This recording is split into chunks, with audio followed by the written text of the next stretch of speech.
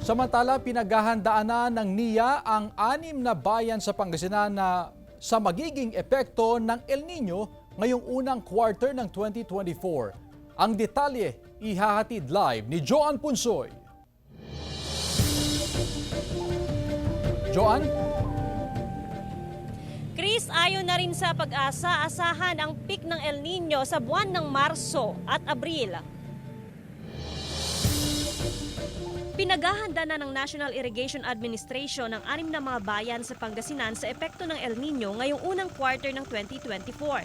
Kabilang dito ang mga bayan ng Santa Barbara, Mangaldan, Malasiki, Rosales, Santo Tomas at Calasiao. Karaniwan daw na sa ganitong panahon hindi na umaabot ang patubig sa karamihan ng mga barangay sa mga nabanggit na bayan. Talagang itong buwan na po talagang nararamdaman na natin yung El Nino. Ano po? Kasi yung water level natin sa Roque Dam ay mababa na po ang level niya. So talagang mararamdaman na po yan. Nakantabay ang NIA sa mga nabanggit na bayan. Namamahagi ang NIA ng water pump sa mga magsasaka para mapatubigan ang mga sakahan. Sa Calasiao, Pangasinan, isinasara ng mga magsasaka ang irrigation gates para makatipid sa tubig. Binabarahan po talaga, madam. Dahil para hindi mapunta doon sa kwan, dilalabas sa ilog. Sa Bintar, Ilocos Norte, sa halip na anihin, pinapakain na lang sa mga alagang hayop ang ilang pananim na palay dahil wala na raw laman ang mga butil. Hindi raw maganda ang pagtubo ng palay dahil sa kakulangan sa supply ng tubig.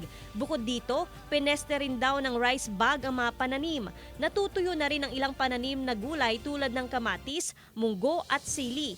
Nagkabitak-bitak na rin ang mga sakahan. Samantala, naglabas na ang palasyo ng Malacanang ng executive order para sa reactivation ng Task Force El Nino. Layon nitong rebisahin at i-update ang Strategic El Nino National Action Plan na magiging komprehensibong disaster preparedness and rehabilitation plan para sa El Nino.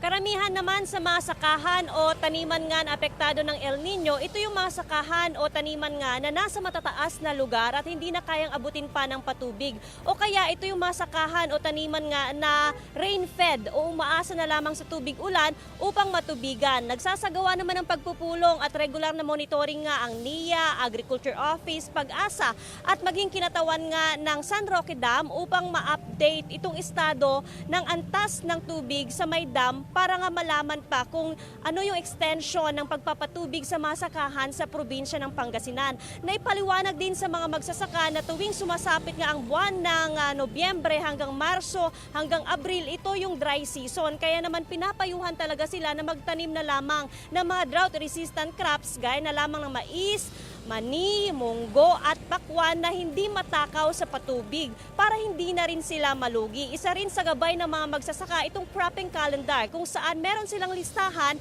ng mga punla o gulay na maaring itanim lamang sa kada buwan. Para naman sa maayos na distribusyon ng patubig, nagsasagawa ng scheduling ang NIA. Chris? Maraming salamat, Joan Punsoy.